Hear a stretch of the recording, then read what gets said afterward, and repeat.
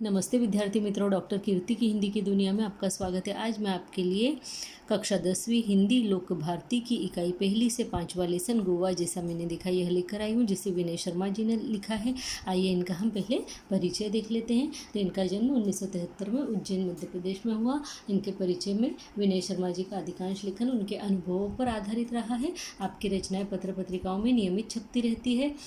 यात्रा वृत्तांत आपकी पसंदीदा विधा है। और ये जो गोवा जैसा मैंने देखा ये भी क्या है, यात्रा वृत्तांत थी। साथ ही आपने व्यंग्य और ललित निबंध भी लिखे हैं। अब हम इनकी कृतियों को देखें तो उन्होंने क्या क्या लिखा हुआ है। तो आनंद का उद्गम, अमरकंटक, यह इनका ललित निबंध है। फिर चित्र की परीक्षा व्यंग्य है। अमरनाथ यात्रा, प्रकृति के बीच, कोयम्बतूर में कुछ दिन, यह इनके यात्रा वृत्तांत है। अमरनाथ यात्रा, प्रकृति के बीच, कोयम्बतूर में कुछ दिन। ठीक है। इसके बाद में हम गद्य से संबंधित देखते हैं। तो ये जो गद्य है ये किस बारे में लिखा गया है। तो प्रस्तुत यात्रा का वर्णन के माध्यम से लेखक ने गोवा के सुंदर समुद्री किनारों, वहाँ की जीवन शैली, त्यौहार आदि का बड़ा ही मनोरम वर्णन किया। अब जब हम इसको पढ़ेंगे तो हमें यहाँ के गोवा के जितने समुद्री तट है, समुद्री किनारे, उनके बारे में पता पड़ेगा। उनके नाम और उनकी सुंदरता वो किस तरीके के हैं ये हमें दिखाई देगा। वहाँ की जीवन शैली यानी लोगों का रहने का लाइफ स्टाइल जो है उनकी वो कैसी है। उसके अलावा वहाँ के त्यौहार यानी कैसे फेस्टिवल वहाँ पे मनाए जाते हैं, इसका हमें इसके अंदर वर्णन मिलता है। तो आइए अब हम इसको शुरू करते बिना समय गंवाए। इसकी शुरुआत इस तरीके से है कि गोवा, यह नाम सुनते ही सभी का मन तरंगायित हो उठता है। और हो भी क्यों ना, प्रकृति, यहाँ की प्रकृति, आबो हवा और जीवन शैली का आकर्षण ही ऐसा है। अब हम यहाँ पे देखते हैं तरंगायित होना। तरंगायित हो जाना यानी मन में उमंग भरना है ना, मन में उमंग भरना, मन खुशी से झूम उठना, ये भी इसका अर्थ हो जाएगा। और हो भी क्यों नहीं, यहाँ की प्रकृति, आबो हवा और जीवन शैली का आकर्षण ही ऐसा है ना। यहाँ पे लेखक क्या बोल रहे हैं कि यहाँ की जो आबो हवा है, अर्थात यहाँ का जो वातावरण है वो है ही ऐसा कि कोई भी यहाँ जो है खींचा चला आए और किसी को भी यहाँ आने की इच्छा हो जाए। इसका आकर्षण ही ऐसा है। गोवा के नाम से ही जो है लोग वहाँ घूमने जाने के लिए घूमने जाना चाहते हैं। देश के एक कोने में स्थित होने के पर्यटक यानी क्या, तो टूरिस्ट। ठीक है।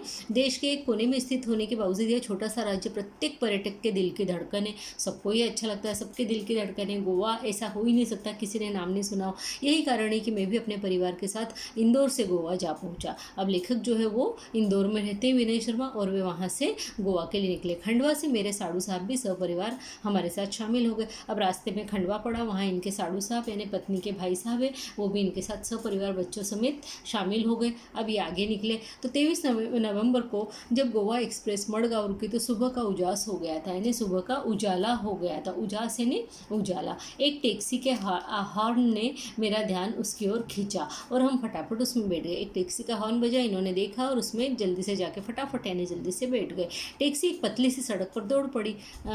शीतल हवा के झोंकों से मन प्रसन्न हो गया। शीतल यानी ठंडा, ठंडी हवा के झोंके जो आए उससे मन प्रसन्न हो गया, खुश हो गया। सारी थकान मिट गई यात्रा की, यानी जो भी उन्होंने यात्रा की थी उसमें जो थकान हुई थी वो सब मिट गई। मैं सोचने लगा कि पर्यटन का भी अपना ही आनंद होता है। उन्होंने सोचा टूरिज्म का भी अपना ही आनंद होता है। जब हम जीवन की कई सारी समस्याओं से जूझ रहे हों तो उससे निजात पाने का यह सबसे अच्छा तरीका होता है। अब निजात पाना यानी क्या, तो छुटकारा पाना है ना। बदले हुए वातावरण के कारण मन तरोताज़ा हो जाता है और शरीर को कुछ समय के लिए विश्राम भी मिल जाता है।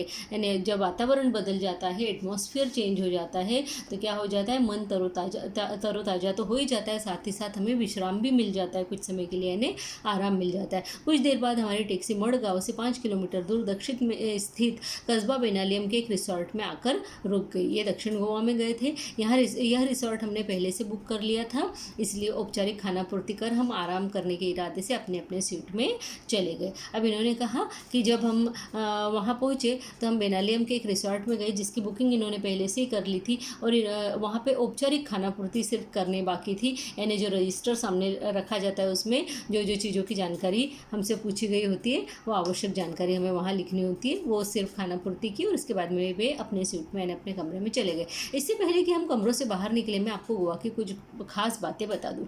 अब लेखक बोल रहे हैं कि अभी हम लोग यहाँ पहुँचे हैं, अब हम घूमने के लिए निकलेंगे। तो इससे पहले मैं आपको गोवा के बारे में बताता हूँ कि दरअसल गोवा दो राज्यों में बटा हुआ है, दो भागों में बटा हुआ है, सॉरी राज्यों ने दो भागों में बटा हुआ है। कैसे? तो दक्षिण गोवा जिला तथा उत्तर गोवा जिला, यानी दक्षिण और उत्तर, नॉर्थ और साउथ, इसमें दो भागों में बटा हुआ है। इसकी राजधानी पणजी मांडवी नदी के किनारे स्थित है और यह नदी काफ़ी बड़ी है, वर्ष भर पानी से भरी रहती है। वे बता रहे हैं कि इसकी जो राजधानी है गोवा की, वो क्या है? पणजी। उत्तर और दक्षिण दोनों गोवा की राजधानी क्या है? पणजी है। ठीक है। यूँ तो फिर भी समुद्री इलाका होने के कारण यहाँ मौसम में प्रायः उमस तथा हवा में नमी बनी रहती है। उमस यानी गर्मी और नमी यानी आर्द्रता, यानी पानी के साथ वाली गर्मी है ना, उसमें नमी बनी रहती है, पसीना आता रहता है, शरीर चिपचिपाता रहता है। लेकिन मुंबई जितना नहीं, क्योंकि यहाँ का क्षेत्र हरितिमा से भरपूर है। फिर भी धूप तो तीखी होती है। हरितिमा यानी हरियाली, चारों ओर हरियाली है, और धूप तो तीखी होती है, तीखी यानी तेज। ठीक है। मैं तो गोवा अपने खूबसूरत सफ़ेद रेतीले तटों और महंगे होटलों तथा खास जीवन शैली के लिए माना जाता है, यानी खास लाइफस्टाइल के लिए माना जाता है। लेकिन इन सब के बावजूद यह अपने में एक सांस्कृतिक विरासत भी समेटे हुए है, यानी इसके अंदर एक तरीके की कल्चरल जो विरासत है वो भी इनके अंदर समेटे हुए है वो अपने आप में। यहाँ की शाम बड़ी अच्छी होती है। तो चलो इस शाम का आनंद लेने के लिए बेनालियम बीच की ओर चले। अब लेखक यहाँ बोल रहे हैं कि चलिए अब यहाँ का आनंद लिया जाए, और इसका आनंद लेने के लिए हमें कहाँ जाना पड़ेगा? तो बेनालियम बीच की ओर जाना पड़ेगा। लेखक का आज का प्रोग्राम था बेनालियम बीच पर जाना। ठीक है। आप भी चले, क्योंकि बहुत ही खूबसूरत तथा शांत जगह है बेनालियम। अब यहाँ पे लेखक बता रहे कि बहुत अच्छी सुंदर जगह है, शांत जगह है। दिन भर की थकान तथा उमस भरी गर्मी के बाद शाम को बीच पर जाना बड़ा अच्छा लग रहा था, यानी पसीना तर जो हो रहे थे गर्मी में, उसके बाद में वहाँ जाना अच्छा लग रहा था। रिसोर्ट से बीच की दूरी कोई 1 किलोमीटर की थी। रिसोर्ट से जहाँ वो रुके थे वहाँ से लेकर जो बीच है वहाँ 1 किलोमीटर की दूरी थी। लेकिन जल्दी चलने के बाद भी ये दूरी तय नहीं हो पा रही थी, क्योंकि गर्मी थी, पसीने के कारण जो है ऐसा लगता है बहुत लंबा रास्ता है। अरब सागर देखने का उत्साह बढ़ता ही जा रहा था। वे जल्दी आगे बढ़ रहे थे, फिर भी वहाँ पहुँच नहीं पा रहे थे। वो बोल रहे अरब सागर जो है, समुद्र जो है, वो देखने का जो उत्साह है वो उनका बढ़ता ही चला जा रहा था। तभी अचानक लहरों की आवाज़ सुनाई दी, जो रणभेदी की तरह थी। यानी वे इतनी मगन होकर चल रहे थे कि तभी उन्हें लहरों की आवाज़ सुनाई दी। समुद्र के पानी की जो लहरें, उसकी आवाज़ सुनाई दी। वे किसकी तरह थी? तो रणभेदी की तरह थी। रणभेदी कौन है? रणभेदी का मतलब होता है युद्ध में जो चक्रव्यूह की रचना की जाती है उसको कोई तोड़ने वाला या भेद करने वाला, यानी कहने का मतलब जो ये लोग बिल्कुल तन्मय होकर जो चल रहे थे, और जैसे ही लहरों की आवाज़ आई उन्होंने इनका जो चक्र है सोचने का उसको तोड़ दिया। हम सभी दौड़ पड़े। अब लेखक बोल रहे हैं कि सब दौड़कर वहाँ पहुँचे। सड़क पीछे छूट गई थी, इसलिए रेत पर तेजी से दौड़ना मुश्किल हो रहा था। आज वो जो सब रेत थी और वहाँ दौड़ना मुश्किल हो पा रहा था। फिर भी धंसे हुए पैरों को पूरी तरह ताकत से उठाकर वे भाग रहे थे। खूबसूरत समुंदर देखते ही मैं उससे जाकर लिपट गया। लेखक जो है पानी में चला गया तुरंत, पानी देखते ही, है ना। इधर बच्चे रेत का घर बनाने में जुट गए। बच्चे जो है उन्होंने अपना काम शुरू कर दिया, रेत में घर बनाने लग गए। यही क्रम चलता रहा। मैंने इन बच्चों से सीखा कि जीवन में आशावाद हो तो कोई काम असंभव नहीं है। यानी बच्चे जो है बार बार घर बनाते जा रहे थे रेती के, और पानी की लहरों से मिटती जा रही थी और वो फिर से बना रहे थे। तो इसको क्या, ऑप्टिमिस्ट, आशावाद जो है बच्चों में कूट कर भरा हुआ था, क्योंकि वो बिल्कुल थक नहीं रहे थे बार बार घर बनाकर, चाहे कितनी भी लहरें आकर उसको तोड़ती जाए। शाम गहराने पर हम किनारे पर बैठ गए। मानो हर लहर कह रही हो कि बनने के बाद मिटना ही नियति है। नियति यानी भाग्य, है ना। यही जीवन का सत्य भी है। बनने के बाद मिटना ही तो भाग्य होता है ना। हर व्यक्ति जो जीवन लेता है वो हमेशा मृत्यु भी प्राप्त करता है। यह अमिट सत्य है जो कभी भी बदल नहीं सकता, है ना। यही जीवन का सत्य है। यहाँ मज़ेदार दृश्य भी देखने को मिला। लहरों की आवाज़ के बीच पक्षियों की टी टी की आवाज़ भी आपका ध्यान अपनी ओर खींच लेती है। दूर से पक्षियों की आवाज़ आती है। दरअसल ये पक्षी लहरों के साथ बहकर आई मछलियों का शिकार करने के लिए किनारे पर ही मंडराते रहते हैं।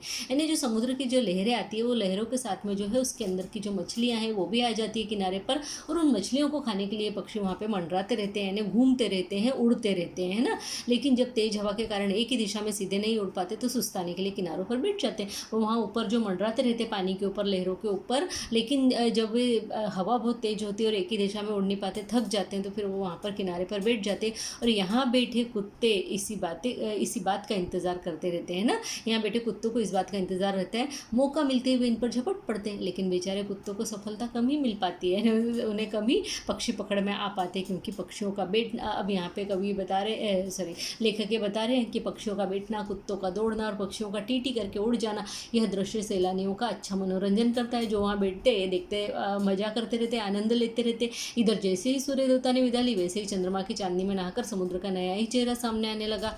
अब समुद्र स्याह और भयावह दिखने लगा, यानी अब जो समुद्र है काला काला दिखने लगा। जैसे अंधेरा होने लगा, अंधेरे के साथ साथ जो है समुद्र का रूप जो है एकदम भयंकर और विद्रूप हो गया, वह काला काला दिखने लगा, भयावह यानी भयानक डरावना दिखने लगा। अगले दिन हमने बस से गोवा घूमने की योजना बनाई। वैसे घूमने फिरने के लिए यहाँ बाइक आदि किराए पर मिल जाती है और उन पर भी घूमने का मजा भी आता है, लेकिन बच्चों के कारण हमने बस से जाना ही मुनासिब समझा। अब यहाँ पे लेखक बोल रहे हैं कि हम जा सकते थे बाइक से, लेकिन फिर भी हमने सोचा कि नहीं नहीं अपने इससे बस से जाना ही मुनासिब है, बस से जाना ही ठीक है, मुनासिब यानी ठीक। यहाँ सी फूड की अधिकता होने के कारण शाकाहारी पर्यटकों को सुस्वादु भोजन की समस्या से दो चार होना पड़ता है। सुस्वादु यानी स्वादिष्ट। यहाँ पे पर्यटकों को वेज खाना अगर खाना हो, शाकाहारी खाना अगर खाना हो तो उन्हें स्वादिष्ट भोजन कम ही मिल पाता है, बहुत परेशानी होती। काफ़ी भटकने के बाद अच्छा भोजन मिल भी जाए तो समझो किस्मत, और फिर जेब तो ढीली हो गई, यानी खर्चा बहुत ज़्यादा हो जाता है। जेब ढीली होना यानी बहुत खर्चा हो जाना। यह समस्या हमें पहले से पता थी।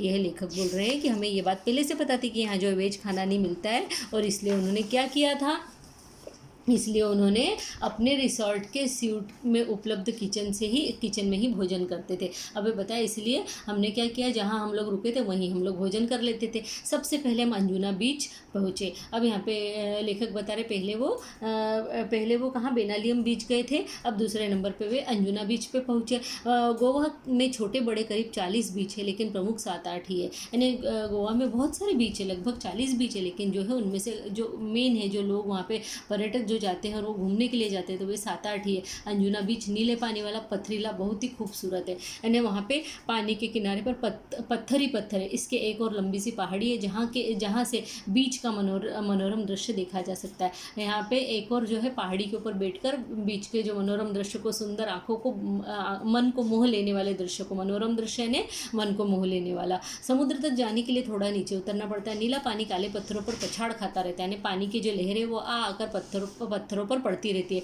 पानी ने काट काट कर इन पत्थरों में कई छेद कर दिए। वे बोल रहे पानी बार बार उन पत्थरों पर पछाड़ खाता है, गिरता रहता है, उससे टकराता रहता है। पछाड़ खाना यानी टकराता रहना, इसके कारण पत्थरों में कई छेद हो गए, जिससे ये पत्थर कमज़ोर भी हो गए। साथ ही समुद्र के काफ़ी पीछे हट जाने से कई पत्थरों के बीच पानी भी भर गया। यानी उस समय जब ये लोग पहुँचे तो समुद्र जो है पीछे हट गया था, और इसके कारण उन पत्थरों के बीच में जो है पानी भर गया था, है ना। इससे वहाँ काई ने अपना घर बना लिया है, और इस कारण से वहाँ पे हरी हरी काई जो है वो जम गई थी। फिसलने का डर हमेशा लगा रहता है, लेकिन संघर्षों में ही जीवन है। अब यहाँ पे लेखक बोल रहा है कि जो है घूमने यहाँ पर डर तो लगा ही रहता है कि भाई अगर यहाँ पे हम लोग इस तरीके से घूमेंगे तो बच्चों के जो है गिरने का डर है, या उनका जो है वहाँ पे परेशानी हो सकती है। तो वो बोलते हैं कि संघर्षों का डर, संघर्ष में ही जीवन है, यानी स्ट्रगल करना ही तो जीवन है। इसलिए यहाँ घूमने का आनंद भी अपना अलग ही होता है। इसलिए बोले कि यहाँ पे घूमने का भी अपना ही अलग मज़ा होता है ना। यहाँ युवाओं का दल तो अपनी मस्ती में डूबा रहता है। दल यानी उनका ग्रुप है ना,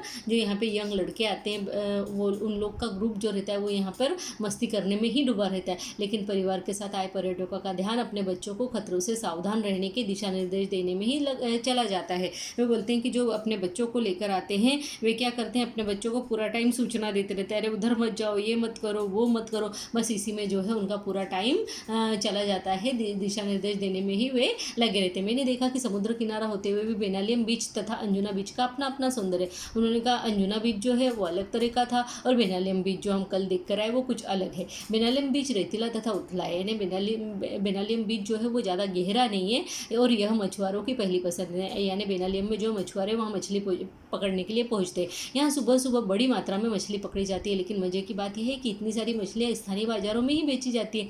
इनका निर्यात बिल्कुल भी नहीं होता है। इसके विपरीत अंजुना बीच जो है, जो आज देखने के लिए आए हुए, वो कैसा है, गहरा है, नीले पानी वाला है, और यह बॉलीवुड की पहली पसंद है। यहाँ कई हिट फिल्मों की शूटिंग हुई है। दोनों बीच व्यावसायिक है, परंतु अंतर जो है वो मूल अंतर जो है व्यवसाय की प्रकृति का है। एक जगह व्यवसाय की प्रकृति ये है कि मछलियाँ पकड़ी जाती है, और एक दूसरी जगह की व्यवसाय की प्रकृति ये है अंजुना अंजुना बीच की कि वहाँ पर फिल्मों की शूटिंग की जाती है। इसके बाद हम लोग फिर दिन भर पणजी शहर देखते रहे। लेखक ने कहा ये हमारा अंजुना बीच घूमना होने के बाद में हम दिन भर जो है पणजी शहर घूमने के लिए निकल पड़े।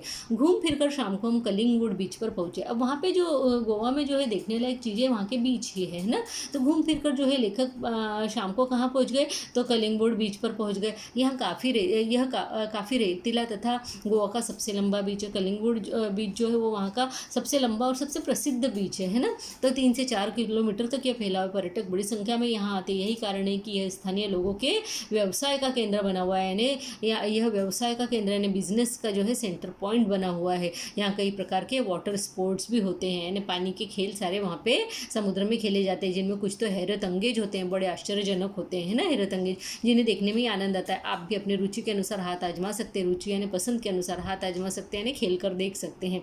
मैंने कई खेलों में हिस्सा लिया, लेकिन सबसे अधिक रोमांच पैराग्लाइडिंग में ही आया। उन्होंने कहा सबसे ज़्यादा जो मज़ा है, जो थ्रिलिंग था, वो काय में आया, पैराग्लाइडिंग में ही आया। काफ़ी ऊंचाई से अथाह जलराशि को देखना जितना विस्मयकारी है उतना ही भयावह भी। वे बोले ऊपर जो पैराग्लाइडिंग करते हुए पहुंच जाते हैं तो ऊपर से जब अथाह यानी इतना भयंकर जलराशि को देखना जितना विस्मयकारी यानी आश्चर्यजनक है, उतना ही वो भयानक भी है, यानी डरावना भी है। दूर दूर तक पानी ही पानी, तेज हवा और रस्सियों से हवा में लटके हुए हम यानी मैं और मेरी पत्नी, यानी वे दोनों जो है पैराग्लाइडिंग के लिए गए थे। दोनों डर भी रहे थे और खुश भी हो रहे थे। डर इस बात का कि छूट गए तो समझो गए, और खुशी इस बात की कि ऐसा रोमांचक दृश्य पहली बार देखा, सचमुच अद्भुत। वो बोले इतना थ्रिलिंग दृश्य जो है वो पहली बार ही देखा, सचमुच बहुत ही अद्भुत था, बहुत ही आश्चर्यजनक था। आगे वे कहते हैं कि हम यहाँ 4-6 दिन रहे, लेकिन हमारी एक ही दिनचर्या रही, यानी रोज़ का उनका एक ही काम रहा कि सुबह सुबह जल्दी उठना, फटाफट नाश्ता करना और दिन भर घूम फिर कर थक कर शाम को रिसोर्ट आकर थकान मिटाने के लिए पूल में तैरना, यानी वहाँ आके वो स्विमिंग पूल में तैरने के लिए बैठ जाते थे। यही उनका जो जितने दिन वो लोग वहाँ रहे उतने दिन उनका यही जो है कार्यकलाप रहा, दिनचर्या रही। सुबह एक दिन कोलवा बीच पर हमने बोटिंग का भी आनंद लिया। एक बार वे उसके बाद में कोलवा बीच पे भी गए और वहाँ उन्होंने बोटिंग भी की। यहाँ हमने डॉल्फिन मछलियाँ देखी, हालांकि ये छोटी थी पर बच्चों ने अच्छा आनंद लिया। अब बोले डॉल्फिन मछलियाँ जो थी वो भले ही छोटी ही थी, लेकिन बच्चों को बड़ा मजा आया। तो इस दौरान यहाँ नवरात्रि तथा दशहरा पर्व मनाने का सौभाग्य भी प्राप्त हुआ। और वो जिस समय जिन छुट्टियों में गए थे वो दशहरे की छुट्टियाँ थी शायद, इसलिए दशहरे का पर्व मनाने का भी मौका उन्हें वहाँ मिला। उत्तर भारत में जिस तरह हर घर तथा गली मोहल्ले में माँ दुर्गा की घट स्थापना कर लड़कियों द्वारा गरबा कर पर्व मनाया जाता है, ऐसा ही यहाँ भी होता है। गरबा यानी डांडिया का पर्व है ना, जैसे उत्तर भारत में होता है वैसे यहाँ गोवा में भी होता है। रावण का पुतला कहीं भी नहीं जलाया जाता है, लेकिन हम बहुत से जगह पे देखते हैं कि दशहरे के दिन पर रावण का पुतला जलाया जाता है, रावण दहन किया जाता है, लेकिन वो गोवा में रावण दहन नहीं होता। सुबह से लोग अपने वाहनों की सफाई कर उनकी पूजा करते हैं। वाहन यानी उनकी गाड़ियाँ हैं ना, 4 व्हीलर 2 व्हीलर। और शाम को भगवान की एक पालकी मंदिर ले जाई जाती है। पालकी यानी डोली, जिसमें बैठाकर भगवान को मंदिर में लेकर जाया जाता है। इसके बाद एक पेड़ विशेष की पत्तियां तोड़कर लोग एक दूसरे को देकर बधाई देते हैं, जिसको सोना पत्ती भी बोला जाता है ना। ये एक दूसरे को दिया जाता है और उसके बाद में लोग एक दूसरे को बधाई देते हैं। बड़े हो तो छोटों को आशीर्वाद देते हैं और छोटे हो तो बड़ों के पैर छूते हैं। सबकी अपनी अपनी सांस्कृतिक परंपरा है। वे बोलते हैं सबके अपने अपने कल्चरल ट्रेडिशंस हैं ना। इतने कम दिनों में मैं गोवा को पूरा देख और समझ तो नहीं पाया, पर इतना जरूर समझ गया कि पश्चिमी फैशन और सभ्यता में रचा बसा होने के बावजूद यह भारतीय संस्कृति को पूरी तरह से आत्मसात किए हुए। उन्होंने कहा कि मैंने इतना ये जरूर देखा कि वहाँ पर जो है पश्चिमी फ़ैशन बहुत है, लोग जो है पश्चिमी फ़ैशन की सभ्यता में रच बस गए, वो उनका पहनावा उनका रहन सहन वैसा हो गया, परंतु फिर भी भारतीय संस्कृति यानी इंडियन कल्चर जो है वो उनके अंदर पूरी तरीके से समाया हुआ है, आत्मसात यानी समाया हुआ है। और पर्यटक जो है फैशन के रंग में कुछ देर के लिए भले ही स्वयं को रंग कर चले जाते हो, यानी जो वहाँ घूमने के लिए आते हो वो फैशन के रंग में रंग लेते हैं। वो वहाँ पर पश्चिमी सभ्यता वाले सारे कपड़े पहनकर घूम फिर लेते हैं, मज़े कर लेते हैं, उस रंग में रंग कर चले जाते हैं। लेकिन स्थानीय लोग अपनी सांस्कृतिक परंपरा की उंगली अभी भी पकड़े हुए हैं। लेकिन वहाँ के जो लोग हैं अपनी कल्चर की, अपनी परंपरा की यानी अपने ट्रेडिशंस की, सांस्कृतिक परंपरा यानी ट्रेडिशनल कल्चर है ना, संस्कृति यानी कल्चर और परंपरा यानी ट्रेडिशन, तो इसकी उंगली वे अभी भी पकड़े हुए हैं। यानी उन्होंने अभी अपने जो ट्रेडिशन है उसको छोड़ा हुआ नहीं है। उनके मन में, दिल में अभी भी जो है वे वहीं के गोवा के ही बने हुए उन्होंने अभी तक भी बाहर की सभ्यता को अर्थात पश्चिमी सभ्यता को नहीं अपनाया है। तो विद्यार्थी मित्रों, मुझे पूरी उम्मीद है कि गोवा जैसा मैंने देखा ये लेसन जो है आपको अच्छे से समझ में आ गया होगा। अगर इसमें कोई भी परेशानी हो तो आप मुझे कमेंट बॉक्स में लिख कर पूछ सकते हैं। आप मेरे इस चैनल को लाइक करें, सब्सक्राइब करें और शेयर करना भी न भूलें। कमेंट बॉक्स में कमेंट लिख कर मुझे ज़रूर बताइए कि आपको यह लेसन कैसा लगा, इसकी व्याख्या कैसी लगी। धन्यवाद, नमस्ते।